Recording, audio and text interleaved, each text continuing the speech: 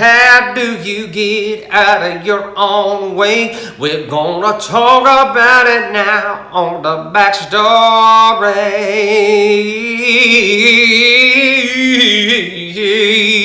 Hey.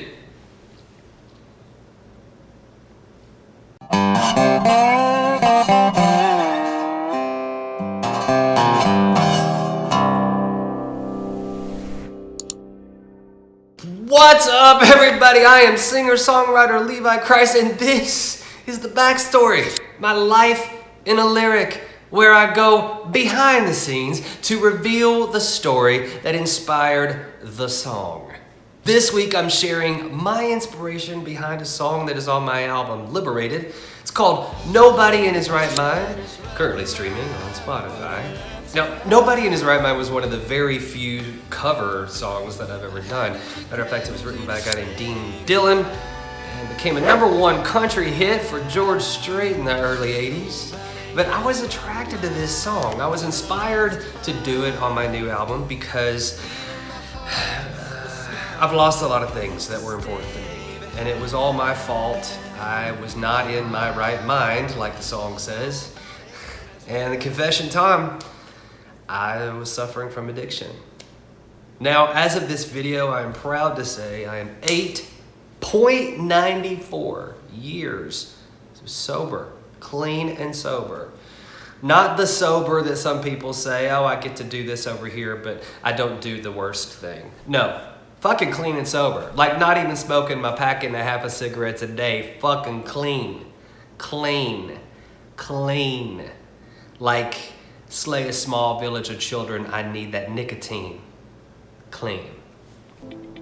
I tell you what, it's amazing to see how life has changed once I became available to my good. Matter of fact, I think I actually used that term, becoming available to my good, on my acceptance speech at the Tony Awards. And the truth of the matter is that little Tony Award back there, I don't even know if that would have been in my life had I not chosen to get in my right mind. Had I not chosen to get available to my good. So how do we get out of our own way when there's so many thought patterns and behaviors that are imprisoning us in this incessant loop? Let's break the loop. Number 1, identify the things that are holding you back. What patterns in our life actually enhance our life experience, and what patterns are self-destructive? You know, if there is a behavior or thought pattern that is stopping us from moving forward, baby, now is the time to figure it out, to identify it, to call it what it is. If we don't know the issues, we can't handle the issues. If you don't know what you're working with, you can't work it to your advantage. I talk a lot in these videos about self-awareness, and I just think it's really, really important to constantly take inventory in your life, even on a daily basis before you go to bed. Just being aware of those things in your life that are holding you back, that are weighing you down, that are keeping you from your highest good. Number 2, break the habit. Well, I'm breaking the habit tonight. Ain't nothing wrong with a little Linkin Park now and then. Break the habit. Break the habit. Here, if you've done number 1, then you've spent a little time identifying the things that are holding you back. This is where the weeding begins. Looking at that beautiful garden called your life and yanking those fucking weeds out. Now listen, if you're in the category of addict and alcoholic like myself, then the very first suggestion on how to break that habit is a very clear one. And that is the word surrender. Surrender, surrender, surrender to a power that is greater than yourself. Because if you are an alcoholic or addict, or you're Overeaters Anonymous like some of my girlfriends, and you're dealing with impulses that you cannot control because they are bigger than your willpower, surrender to a power that is greater than yourself. Now, I am not one to proselytize for certain belief systems. I have my own, and I am a huge proponent of a daily spiritual practice for you, for me, for everyone. But the truth of the matter is, maybe this is a time for you to figure out what that is for yourself. Maybe you finally get to look and say, what is that power that is greater than myself? Is it just a divine intelligence? Is it the universe? Is it God? Is it, is it more specific? That's for you to decide. But the truth of the matter is there are some things that are simply greater than our own willpower. So what are you gonna do? Surrender to a power that is greater than yourself. Believe me, there is no freedom I have ever felt greater than admitting my powerlessness over my addiction and knowing that there is a God that is bigger than any obstacle, any problem that I've got. And that every single morning I can get on my knees and I can surrender that to that higher power and know it's being taken care of. It's a good thing, I'm telling you. Now, granted, there are some things that are just simply not that deep. Some things that get in the way of our best life, sometimes I just need a little discipline, a little willpower. I love the word discipline.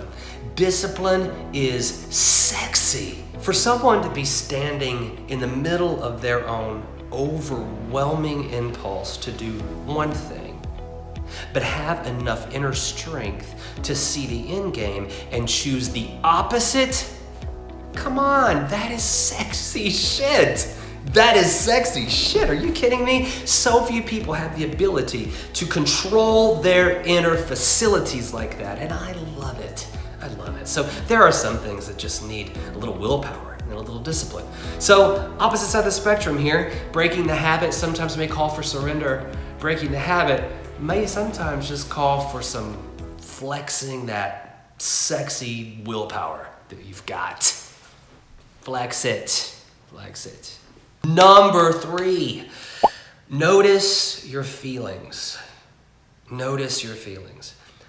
You have taken the time to identify the things that are holding you from your greatest good, from your best life. You have now chosen the path of surrender, perhaps, for some things. Maybe you've chosen the path of discipline for other things. But here you are now making changes in your life and you're weeding that beautiful garden. Well, the feelings are going to come up. All kinds of complicated feelings. And it's up to you to notice them.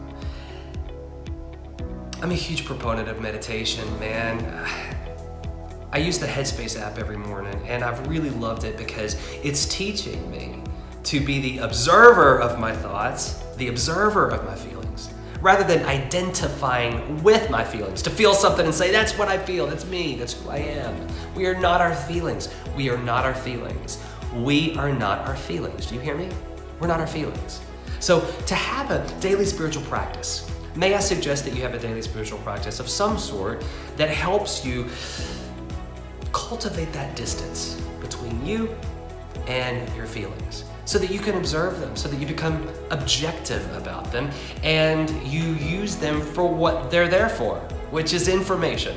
They're just there to be information for ourselves. And so anytime you're affecting change like this in your life, it's so important to just stay aware. Awareness is key. I say it all the time. Awareness is key. Awareness is key. I don't want to stop this discussion. There's so much more that we could discuss, but hopefully there's something here that's resonated with you. And of course, please stream Nobody in His Right Mind on Spotify. And as far as this is concerned, you know what to do. Smash that like button, share it with a friend. Use the comment sections below if you want to share with me how you think I can get out of my own way. I love the meeting of the minds that happens below. And we'll see you next week on The Backstory.